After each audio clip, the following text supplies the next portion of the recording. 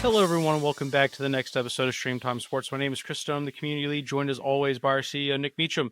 Now, Nick, in the spirit of the Winter Olympics, you went on a holiday to show your Olympic prowess. So I'm seeing you right now. I don't see any crutches. I don't see any casts. So I'm assuming you went on a successful ski holiday. I did. I tell you what, it was incredible timing to go on a skiing trip. By luck, I didn't actually plan it this way, but to go on a ski holiday whilst the Winter Olympics was on. It was such a cool experience. So I went out, have a break, because I went with the family, right? With couple of young kids. We had quite a few breaks.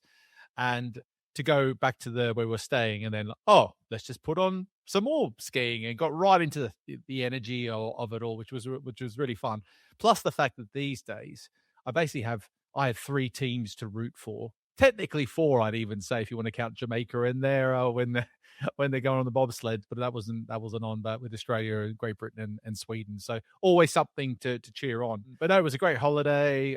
Minus 20 something at one stage in one morning, and consistently minus 10. But otherwise, my first time. So I've been snowboarding for years, but first time I went skiing, got the kids into skiing and stuff as well. And came out the other side with no injuries, and having a really good time, and a bit annoyed that I hadn't tried skiing earlier, because I found it way easier than snowboarding to get up and running. So it was a lot of fun, and got me right into the thick of the Olympic spirit and watching the Winter Olympics. I watched more sports in that week, even though I was busy on the slopes, than I have pretty much for the last 6 to 12 months. Well, I was going to ask if you had the kids skiing or snowboarding, and I don't know what it's like in America. I've only ever skied in Europe a couple times. I will tell you right now, there's nothing more humbling than watching a 3-year-old French kid going through ski lessons, just bombing it straight past you as like a grown adult, trying to learn to ski. And you just see these 3-4-year-olds just going by with absolutely no fear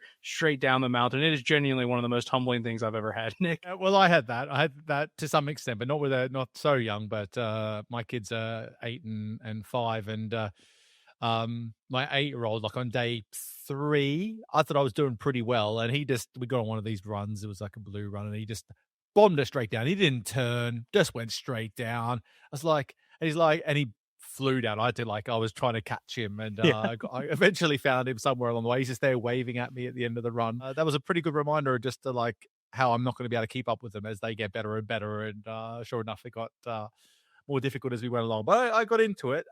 Loads of fun. I'd say what I experienced in terms of the skiing versus snowboard debate, because there's a lot of debate about that. Firstly, when you got a couple of young kids, you have to ski, because you're going to be dragging them around on skis, even worse with a snowboard. So unless you go to the right type of places with loads of lifts, also there's loads of the button lifts and anchor lifts, which are just so much easier with a set of skis than with a snowboard. They're not built for ski slopes, aren't really built for snowboarders. So your snowboarders are living in a skier's world, unfortunately, and I've had to deal with that for a long time. So skiing was almost necessity, just because I had to drag around a couple of young kids. But by then it was a lot of fun, and I did a couple of small runs, even with my 5-year-old on one of the runs where I went down, took the wrong turn, and taking down a much more difficult run. They're like, all right, well, we're just going to have, there's only one way we can do this, is get down and do the best we can. But loads of fun. So I had a great time, and then got a chance to consume a load of the Olympics, and for my first time watching it from Sweden as well. Well, the nice thing about the Olympics is, because it's so long and there's so many events and so diverse, you actually always get these really weird stories that you don't think are going to come up, Nick. I remember at the Paris Olympics, it was the Norwegian swimmer, I think, who went viral for raiding all of the chocolate muffins in the canteen area. Do you remember that, Nick? I don't remember that, but that sounds like something I would do. I'm telling you, it went viral. Go look up a Norwegian swimmer and French pastries. It was the fun thing. And I think this Olympics, what I've covered, it's a sport I'm very passionate about, only once every 4 years. But the Canadians, both the men and women's team, have now been implicated for cheating in the curling. And just again, not one of these stories we predicted coming out of the Olympics, but it's all over. It has been all the news here, and the Canadians have been absolutely mocked by every creator, social influencer, broadcaster network, expert, whatever you name it. They are copying it from all ends. Luckily, they probably don't understand what's being said about them, because it is pretty ruthless in the Swedish media here, and obviously it's keep manifesting, because there's been more instances since, which is being speculated of being cheating. But I actually wonder. This is definitely there's a risk of recency bias here, but just I feel like I enjoy the Winter Olympics more than the Summer Olympics. I'm not sure. It could be recency bias, but the curling's great. Some of the skiing stuff you see is just some of extraordinary. Some of the tricks and thrills and spills, and every single winter event that I can think of, it has such jeopardy attached to it. Like one little slip of the ski or the skate or whatever can end in disaster. I don't know. There just feels like there's something more to it than some of the summer events, but that could absolutely be because I just was immersed in skiing on the slopes and whatnot. And also seeing Australia do it pretty well. Actually, I got a few messages from people saying, "How was Australia so good?" And most people don't even realize there is actually ski fields where I came from. That's actually when I went skiing or snowboarding the first time. There's a nice little pocket in Australia which has, I think, one ski field that has over 50 lifts at it, so it's quite a big setup. So yeah, definitely enjoyed it.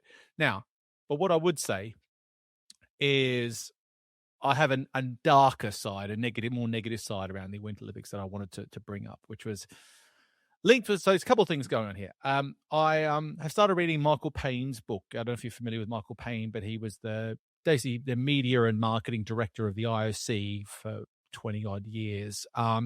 He was pre Timo Lume, who we've had on the podcast before.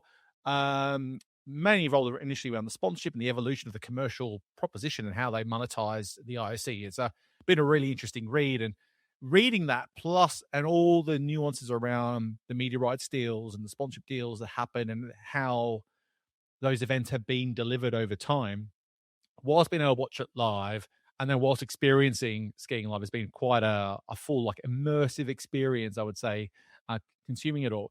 What has made it so successful has been its presence on free-to-air TV. It grabs the whole nation, the patriotism behind it, and with that in place, has allowed the Olympics to absolutely immerse itself into all of news conversation, particularly in where I'm in Sweden. You can't get away from it. It's all people are talking about.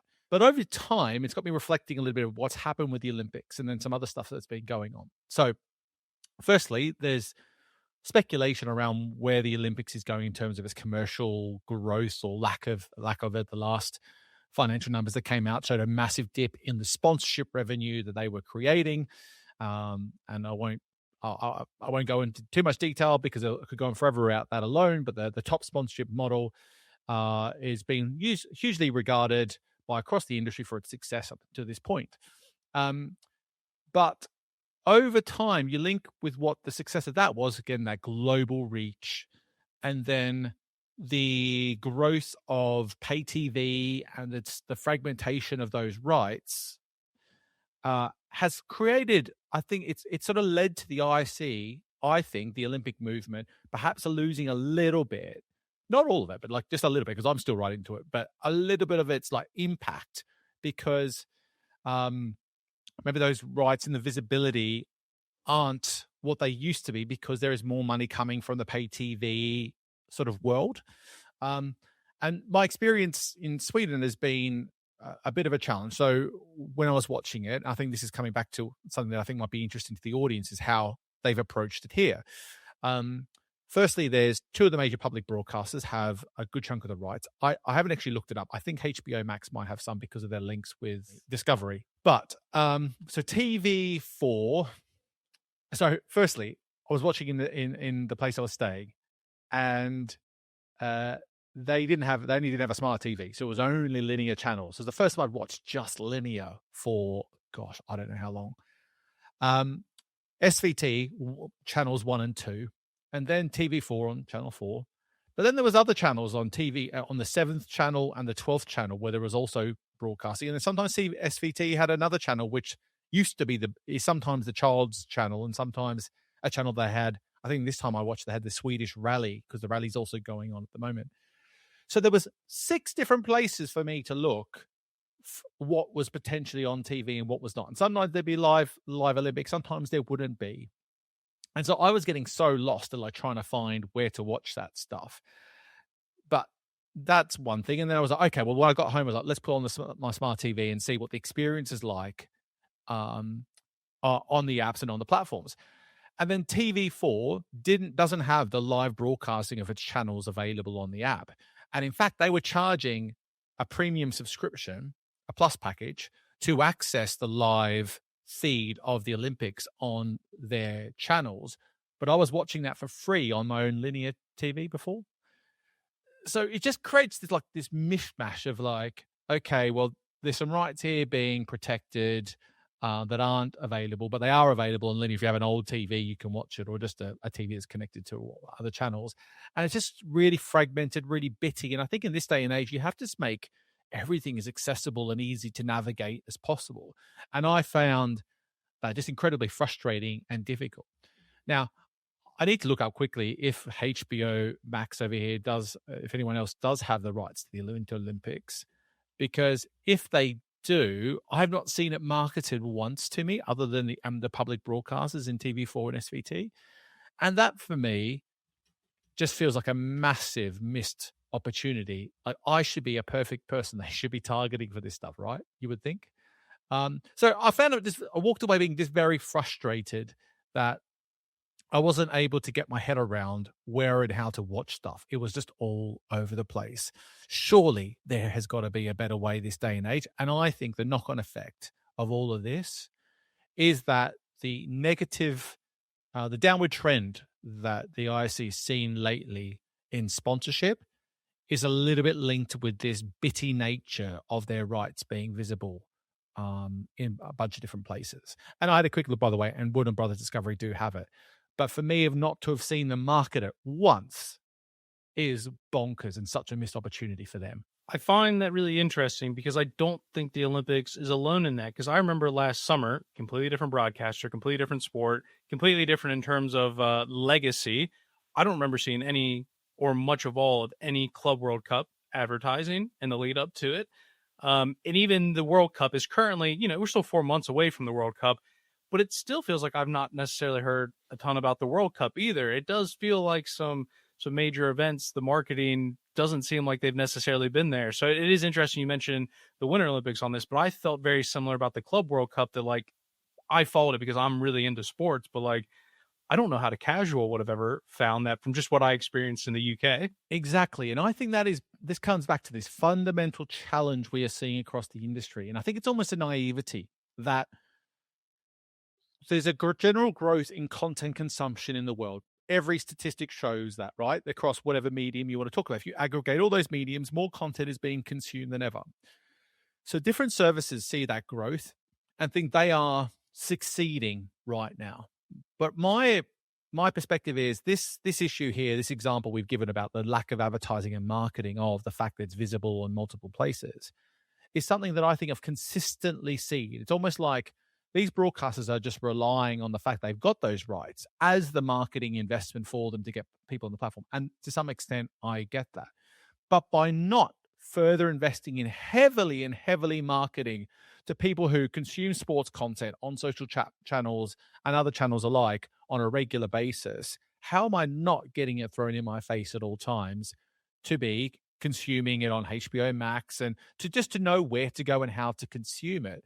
I think that's where, again, it's just like creates a little bit of user tension that is going to push me away from consuming it. I gave up last night trying to watch it, and I really wanted to watch it, but I just wasn't really, I'm not going to buy a plus package, especially from TV4, I'm sorry, when I know I can watch it for free on my linear TV. I just need to set up my linear channels, and I couldn't be bothered to that point because I never thought I needed to.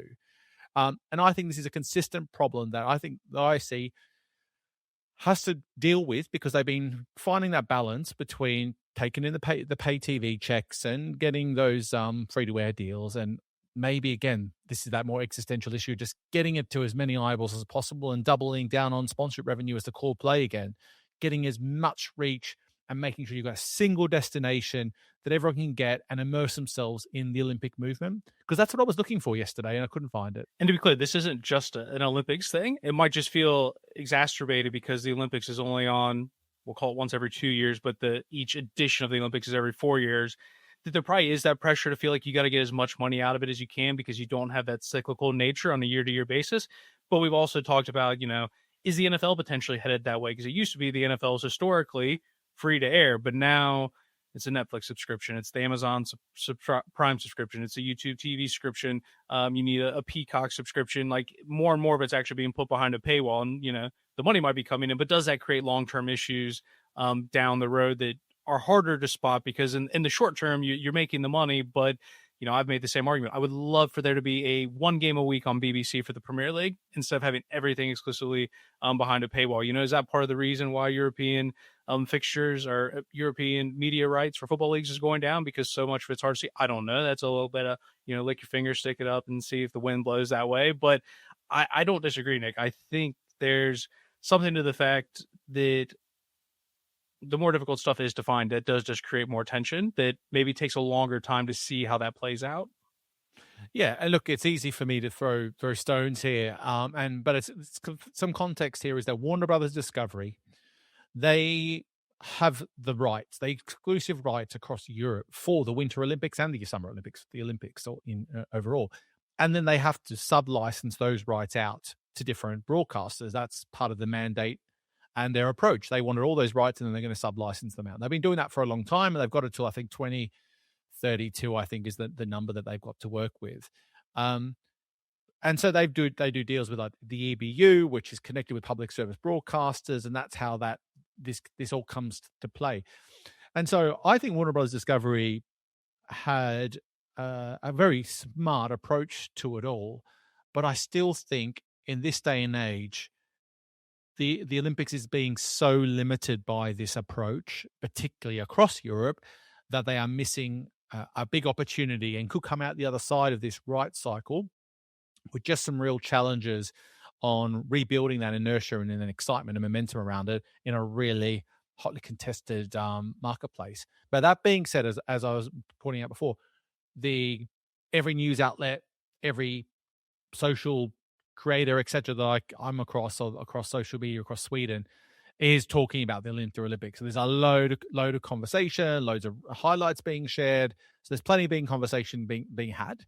But I still feel like the issues that they're having, back to the business side here more further, is that the reason they might be having a dip with that sponsorship mix is that maybe sponsors might be a little bit disappointed with how their visibility is being made across those platforms. Because remember that if you're a big sponsor of the Olympics, your brand visibility is not very high. Actually, you have them on the back of certain media drops, but you don't have them on any of the signage in the venues during live events at all. There's no branding at all. Like, imagine the value of those advertising boards if they decided to flip the script there. Gosh, they'd be worth billions. And imagine if they went to a geolocated model like they do in football, where like Supiner and those others do it.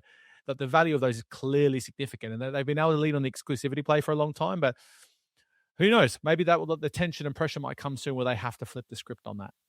That's 100% something I was thinking when you're going through that first initial bit when you talked about like the Tops program. Worked really well when linear was just the world, and the degree of personalization wasn't possible. But you start thinking about today, talking about the experience in Sweden is going to be different than the experience in the US. One of the things I found really interesting is, like, at least in my experience with NFL Game Pass, they've yet to give me UK based commercials. They're still just showing me the American commercials. Like, imagine to your point whether DAZN's doing that, or the Olympics to your point was able to all of a sudden start doing that. Because in theory, you'd like to think the technology's got to be close to that. We've spoken to enough people in the dynamic ad space that would tell you it's possible to do that. What could you possibly do if you could all of a sudden, especially for such a global event, to be able to start personalizing that and just adding a little bit more advertisement money instead of just relying on those big global brands? Yeah, because the global brand approach that the IOC has taken to this point relies on just big, massive deals being struck. And they have to really get brands to buy into being connected with the movement of the Olympics and that position that they've taken. And it's a really strong story.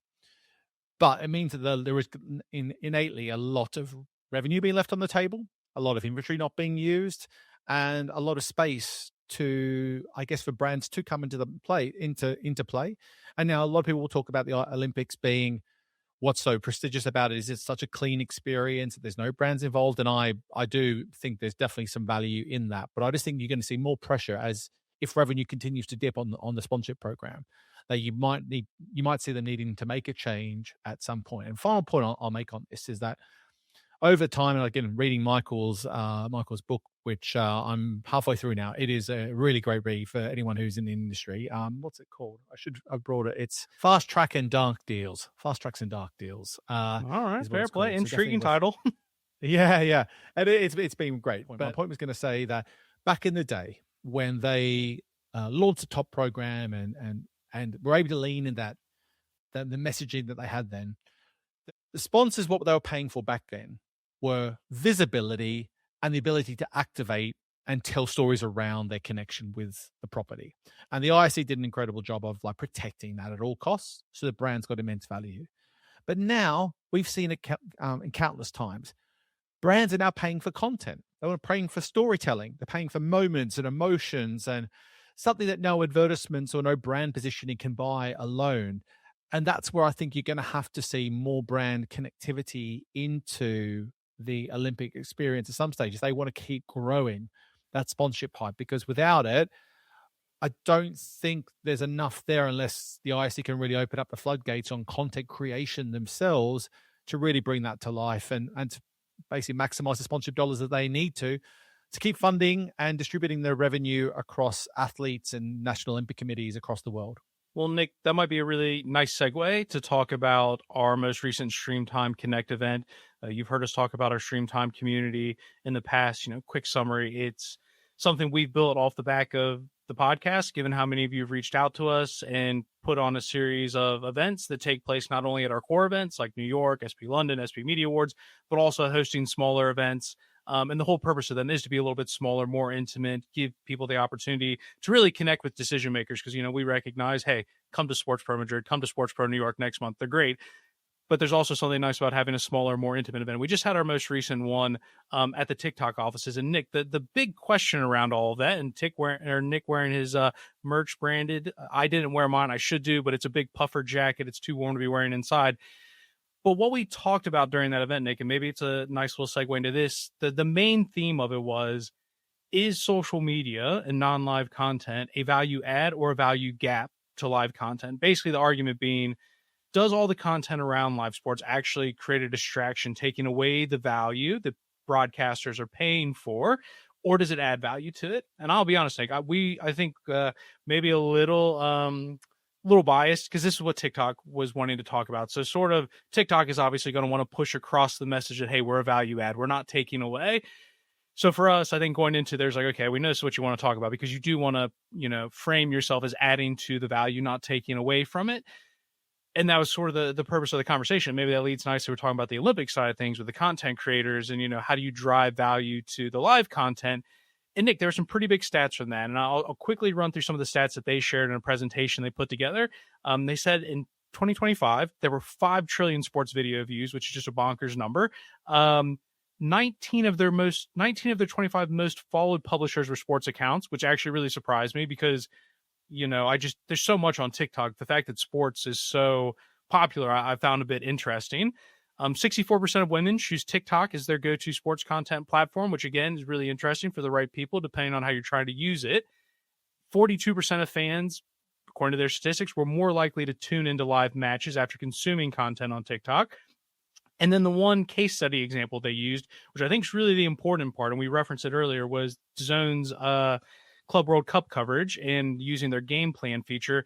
They said that they managed to drive from TikTok to DAZN's platforms through like an affiliate link, approximately 500,000 signups on DAZN through TikTok. They claimed that they could, sort of take credit for pushing people there in terms of the funnel. So this whole conversation around, is it a value gap? Is it a value add? Nick, there's a ton of statistics in there, but I guess maybe before we go into some of the stats there, what's your general take in terms of, is social media and content a value gap or a value add? Where to go with this one? I reflect on the conversation I had with Rob Pilgrim a while back from Meta's perspective, and I think it links with this one, where he was suggesting that, have we got it all back to front? Basically, have we got it so where's the real value in the conversation around sports or just around sports content? Is it the live event, or is it all the storytelling around it, the non-live stuff, the stuff that gets what we were talking about for the Canadian curling and all those other moments that happen around those events that I've watched countless highlights and examples of. And platforms like TikTok do a great job of making that stuff accessible, serving into people's channels, people's platforms. And my enthusiasm and engagement with the sport is so much higher because of it's serving me that than it would be by just relying on like the linear feed of content alone. And the fact that the revenue that's funding this whole ecosystem around media is built around a broadcaster buying the rights and then trying to monetize it through selling subscriptions or advertising. This feels like such a leaky bucket in this day and age that I don't know if I'd call social media a value add in terms of from a broadcaster's perspective, but certainly from a rights owner's perspective, they need to be so focused on how they ensure that their visibility and content is made available as many ways as possible on the platform, and being part of the conversation with fans and consumers and passive fans that might not be interested in that sport, like we are talking about curling today. I think social media's role is incredibly important. It is super interesting to see and hear TikTok talk specifically about driving signups to the platform. Now, that's been a really interesting takeaway I took from the event, was this focus around being basically like a bit of an affiliate marketer, I'd call it. I'm sure they wouldn't like me calling them that, but basically they are measuring how much business they are driving to DAZN as a platform.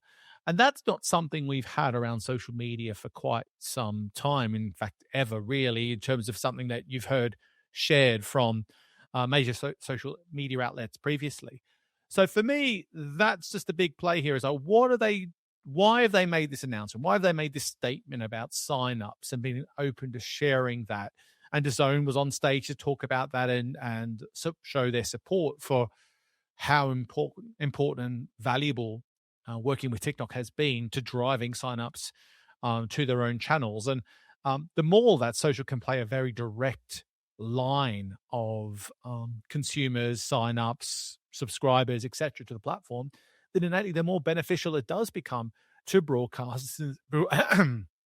Sorry, to broadcasters and platforms who are publishing and promoting on that platform and need a way to funnel audiences, casual fans, to their platform. So I think it's pretty significant that they are intentionally positioning themselves as such, and that DAZN's also pretty willing to share those numbers and to shout about it, because it is potentially a real needle mover if other broadcasters and other streamers can directly attribute sign-ups, subscribers, etc., coming to the platforms as a result of what they're doing on social. Well, I've shared this story before, but I think it ties into this. And we also had the head of content for the European tour there, and we spoke about golf feels like it is someone that's really leaning into this space, whether it's the DP World Tour or it's the PGA Tour or it's the individual golfers themselves like Bryson DeChambeau or, Grant Horvath, all the different content creators. It really feels like golf's doing an excellent job of this.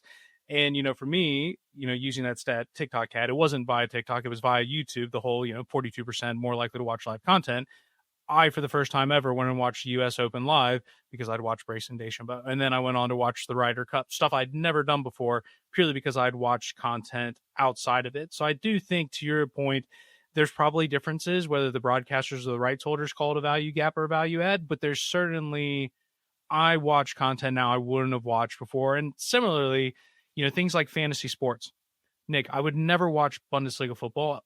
Sorry, Andreas Hayden. I know you're not technically DFL anymore, but I wouldn't necessarily be watching Bundesliga football if I wasn't also into so rare and fantasy sports, where again, a non-live piece of content, we can use an NFL example. I would never watch the Raiders play football if I didn't own Brock Bowers in fantasy football. And again, this, fantasy football is a type of content that is a value add because it makes me interested or gets me invested into something I would otherwise never normally watch. Like there might be people that are going to go watch the curling final because they want to see if Canada really is cheating, stuff like that. Like it drives appeal. They're feeding each other. I think that the linear and the live broadcast actually feeding the social media engagement, because people are walking away and want to keep in touch with what they're seeing and have seen on TV. and social is able to keep them in touch. They want to go back to it again and watch it later. And so that kind of like two-way dynamic is essential for the sport and for the broadcaster to continue to engage audiences and keep them interested for something that takes a number of weeks to be delivered. It's not a one-off event happening for 2 hours, right? We're talking about something that happens over a long period of time. How do you constantly keep fans interested, at least when we're talking about the Winter Olympics as it stands? So, or the FIFA World Cup or the FIFA Club World Cup, etc., which was the example that we pointed at. So, look, I think social media's got a hugely important role. I think it plays the most important role in terms of building fandom. I think the notion that the live sporting event is the thing that builds fandom, it has such an important role if you watch live sports. But I think highlights and non-live plays a bigger one. To your point around, you've been consuming YouTube golf streamers and that made you watch. That's a great example of where you've watched something that's not live and has driven you to the live experience. It's a secondary step, but you've become more of a fan because of the non-live content you were creating. It wasn't the live that was the fuel to your fandom necessarily. It was actually the other way around. And I think that is really where we're at today. I think highlights, non-live, and the storytelling around it, the unique angles, which they pointed to a couple of those, which we'll talk about perhaps in a second, are the things that are really getting people excited about a sport or something to watch. And a live event can be, but we've talked about, and I've talked about before in presentations and no doubt on this podcast, that in many ways, I think that live sports is often the second screen experience when people are watching. They're on their phones, whether they're doing something completely different or they are talking with friends or whatever about the experience, but they are focused on what's happening on their phone first. And the live sports experience at times, not always, is the secondary screen in their life at that moment. It's not always just because live sports is on. It's always the first screen, the priority for everyone at every single moment. And that's just the reality of things. So that dynamic between social media and its role to drive people, but also its social media and its role during a live sporting experience is so complex that I'm not really sure who's like winning here or who's maximizing who from whose perspective. But it is very interesting that TikTok and Meta and YouTube, these big tech platforms, are all really going and gunning after sports right now. At least that's what it feels like, given everything we've seen and heard so far. And in terms of the overall day, was there anything that stood out to you? We had DAZN coming in talking about what they were doing from a platform perspective. Game plan was something that was referenced multiple times both by TikTok and DAZN. It's a TikTok product, but DAZN was using it for the Club World Cup. We also had the head of content from the World Tour, or sorry, the DP World Tour, coming in talking about how they're using content creators, because we have talked about some of the content they're producing and sort of where you balance out your budgets, because live is where the money is. But as you talked about, do you need the non-live to push the live? I thought it was interesting. TikTok sort of said, we know they've experimented with some live streaming. They didn't sound like, hey, we're going to make a big push for live streaming. I think it more came across, if the numbers line up and someone wants to do it, we can. But they certainly don't seem like they're trying to be pushing for live vertical streaming, which I'm not saying I'm surprised by that, but like it was something that, was specifically commented on. But was there anything else in particular that stood out to you from any of the speakers? Yeah, that was definitely an interesting thing. I remember asking Dominic Burns on that, and he definitely made it sound like the focus doesn't need to be the live product. It is just creating great content for the platform, and live is, they will be happy to help you, but focus on just creating the best content possible for the platform. There were a couple of anecdotes that came out of it. One was that Dominic Burns, who's basically leading up their TikTok business from a European perspective, particularly around sports, was basically stating that I think it was something like that the traditional highlights need to be immediate. They have to be out the door straight away. They can't wait 24 hours to get it out, get on platform. Like that used to be the case, but it isn't anymore. So you need to get that stuff out ASAP.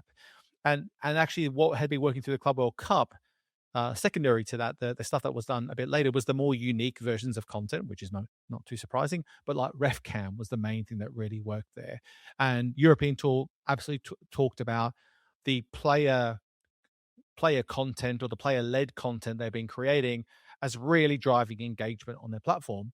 What also struck me from the European Tour, the DP World Tour's perspective, most of the examples they pointed to were, again, not actually highlights. They were the innovative storytelling, some of it quite often sponsored content stuff, the innovative different shows and different concepts they've tried. And again, very player led, not their more traditional highlight stuff that's been driving huge numbers and huge audiences on those social media channels. So again, a little bit of like, what is that dynamic between a rights holder and how do they get value out of the platform? Taking a traditional approach will only get you so far. I think that has to be the play. We didn't get a chance necessarily to talk about it at TikTok because we just did not have enough time. But interestingly, someone from AFTV was there, so we didn't even get to go into the AFTVs of the world, the Mark Goldbridges of the world, that are using platforms like TikTok and YouTube. But I think it just goes to show the breadth of the conversation that it actually is extensive. There's so many things we could have talked about. We still didn't even get a chance to go into. And I think to your point, we're probably trying too hard to credit one and discredit the other one. Really, there probably just needs to be an acceptance that the two really can't exist without the other. Yeah, I think that's the summary here, is that they need each other. If you don't have a really solid TikTok strategy and you're a rights holder or a major broadcaster, you are shooting yourself in the foot. And TikTok and platforms like TikTok are going to work really closely with these types of properties to make sure they're getting maximum value out of it. We haven't talked much about it, but I'll quickly talk about Game Plan. That's a new product that they've launched, and they've partnered with FIFA around the World Cup on that product, which is a huge setup. But they're creating a destination for fans on the platform, which is obviously really interesting when you think about what TikTok is. It's a vertical video swiping platform, very simple to use, but they're actually creating destinations within TikTok now dedicated for live sporting events. That feels like a pretty significant commitment to sports. And I just wonder how far it'll go. Like, I wonder if we'll get to a point where TikTok says, well, I'll do a deal and commit to a major rights owner about having this game plan destination. And will some sports properties say, hey, we don't even need our own app anymore. We're just going to lean into this because it is comprehensive enough. I don't think we're there yet, but I think it could come to that point where TikTok, depending on the commitment and agreement they have in place, might really want to drive fans into TikTok through that as a gateway. Then what better way to create a single destination that is only available through TikTok? That would drive me to sign up to the Olympics if they had that relationship, and probably would from the World Cup. Currently, I don't use TikTok very often at all, but would I start using it? Yeah, I probably would if I wanted to get insight and access to what was going around the World Cup, and that was the only place I would go. So I think it could be just an interesting play for them to see if they can lean into it, and if it works, and they actually drive people from just watching video and swiping up and down on content to actually staying on platform, reading editorial, watching highlights, checking medal tables, you name it. That's going to be a whole different diversification of the TikTok business and platform, that's for sure. Well, in terms of speaking of building platforms, it's a shame we've only got 10 minutes to chat about it, but we need to talk about it because it is breaking news over the weekend and want to get out on it. Is the latest story with Ligue. We've talked about, it's felt like they've taken some positive steps with launching their own streaming platform and some of the early numbers in terms of subscriptions. They took a new approach to pricing. Then one of the things they wanted to do, and something that seems that others are doing, is like, you've got to add other content to your platform. And one of the things that looked like they had successfully been able to do was to negotiate to distribute the World Cup in France on their platform. Again, a great way, bit of stickiness to keep people through the off season going into the next season. But it looks like last minute they have been usurped in their bid to get World Cup rights by beIN, which is all the more complicated, I guess, Nick, because League One wasn't able to secure a deal with B1 as a domestic broadcaster. And then you also have to take into account who owns beIN are also the same people who own PSG, who also happens, I think, to be on one of the boards for UEFA or one of the big players associations. So essentially the owner of PSG is now doing something that's probably not in the best interest of the league that his team's in, but he's also the owner of the broadcaster. And like, maybe we ignore some of the stickiness, Nick, because there are some things in there, some webs being drawn up, but maybe just for this to instantly just react on what it means for Ligue 1 in terms of being able to, what could have been a really nice proposition value add to the platform over the summer, to now having that pulled out from under them. Yeah, I mean, as I've written a post about this, and it's gotten a fair bit of traction. I've had a bunch of people messaging me about it as well. It just keeps, a new headline just keeps popping up almost every other week, every other month when it comes to Ligue and LFP. And I'm not necessarily going to just point my finger at LFP and LFP Media. I'm not sure they've done wrong here. And from a few sources I've heard from, it sounds like they may have been hard done by. So definitely, I think we can't just all say that they're being run badly and so therefore we're not in the room, we're not seeing what's going on behind the scenes. But it does feel a bit premature to make the announcement whether or not there was a deal signed or not. If there was a way that FIFA could pull out of it and do it and get one-upped by their competitor, that feels like a massive miss by LFP, and they're basically their boss has stepped down from that role. Now, from what I've heard from a couple of sources, is that them announcing it wasn't necessarily premature, in that they had signed some sort of agreement with FIFA, and it was ratified and it was good to go. But once that deal was agreed, somehow, some way, FIFA was able to strike a deal with beIN in the meantime. So from what I can hear and what I'm seeing is that it sounds like that FIFA's gone and got another better deal once there's been a deal signed and finalized. Now, my suggestion would be, well, LFP, if that is the case, then you need to make sure you've got an agreement that doesn't allow that if you've signed the contract and commitment. But nevertheless, it doesn't sound great if FIFA has done this move to try and trick them. Now, who knows what beIN's done as well? Like, beIN might have come with an incredible offer. They've got the capabilities of blowing anyone out the water at any time, given who they're backed by. But it's just another messy situation. And whatever the case may be as to how we got here, you've got a situation where not only does the LFP, so Ligue, have a tense relationship with Canal Plus, the biggest basically sports broadcaster in the market, they now seem to have even more tension with beIN Sport. Again, to your point, the owner and chief exec of two PSG and then beIN are one and the same person. But that there must be even more tension in that relationship. So how do they resolve that so they can reset the marketplace and build up those relationships and get the visibility that they're crying for out of those different channels and platforms and media rights deals that they would be wanting to get? Without it, they're in a lot of trouble, and they're going to have to keep committing to this doing it themselves approach, which the jury will be out for quite a while as to whether they can really make it worth financially to get anywhere near where they were. I don't think they can ever can. So they're going through a big reset. So I feel sorry for the people at LFP if things have played out the way it seems to. But it is just another chapter in the ongoing saga that is Ligue and its domestic market. So I won't ask the question of will we hear from this story again. Instead, I will ask the question, how put an over under on how soon you think the next chapter will come up, whether they sue to get the rights back, or because they're popping up every single day. So I won't ask the question of, well, will we hear again? I'll ask the question over under on when we'll hear again. Oh gosh, it's a great question. I think we're going to see them in the headlines quite often because they make great headlines. Every story's been an absolute curveball. The media boss has stepped down, so who's going to step into that role? Will they be someone that is a bit outward and public facing as well, or will that be someone who will maybe keep their cards more closer to their chests and not allow the risk of what we've seen with this announcement a couple of weeks ago being drawn out, and now the about face that's happened by FIFA here. So yeah, I think you're going to see more of it. I now think I loved the move with them buying the FIFA World Cup rights and being able to mitigate the churn risk that comes with a seasonal proposition like they have, and would love to have seen what the results were. Now we won't see that. And there's nothing else that can play that role for them. Maybe they could lean into non-sports related content on the platform, but I think that would be a mistake.